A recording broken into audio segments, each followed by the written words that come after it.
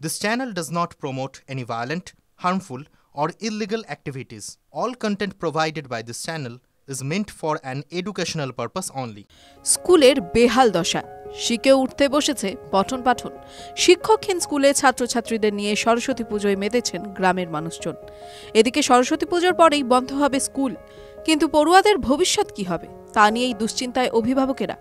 পশ্চিম মেদিনীপুর জেলার চন্দ্রকোনা ১ নম্বর ব্লকের নিশ্চিন্তপুর শিশু শিক্ষা কেন্দ্রে বর্তমানে পড়ুয়ার সংখ্যা প্রায় ২৫ জন। ২০০০ সালে গ্রামের মানুষের দাবিকে মান্যতা দিয়ে ২ জন শিক্ষক নিয়ে স্কুলটি শুরু করে প্রশাসন। এরই মধ্যে বছর দুয়েক আগে একজন শিক্ষক অবসর নেয়। তারপর থেকে স্কুলের দায়িত্বে ছিলেন মাত্র একজন শিক্ষক, তরুণ পাল। তরুণবাবুও কয়েকদিন আগেই অবসর নিয়েছেন। তারপর থেকেই কার্যত শিক্ষক শূন্য এই স্কুল। নতুন শিক্ষক কবে আসবে জানা নেই কারো। এই স্কুলেই এদিন বাণীবন্দনায় মেতেছেন গ্রামের মানুষজন। আনন্দে সামিল হয়েছেন কচি কাচার দলও। পুজো হলেও সকলের মুখেই হতাশার ছাপ। শিক্ষক যে নেই তা সকলের জানা, কিন্তু পরিস্থিতির বদল কোন পথে তা বলতে পারছেন না কেউই। এদিন স্কুলে আসেন অবসরপ্রাপ্ত শিক্ষক তরুণ পালও। সকলেই বলছেন স্কুলের সমস্ত পরিকাঠামো থাকলেও নেই শিক্ষক।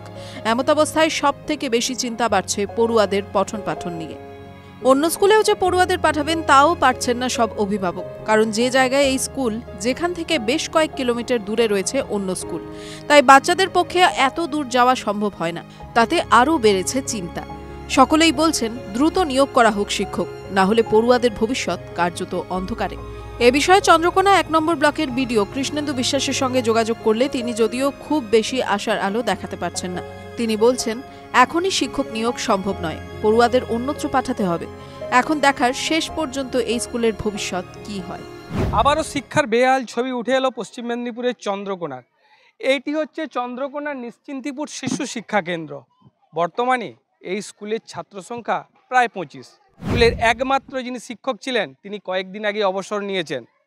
আর বর্তমানে স্কুল পড়ুয়াদের ভবিষ্যৎ নিয়ে দুশ্চিন্তা এলাকার মানুষজন। তারা বলছেন গ্রাম থেকে বহুত দূরে রয়েছে অন্যান্য স্কুল, তাই ছাত্রছাত্রীদের সেখানে পাঠাতে তারা ভয় পাচ্ছেন।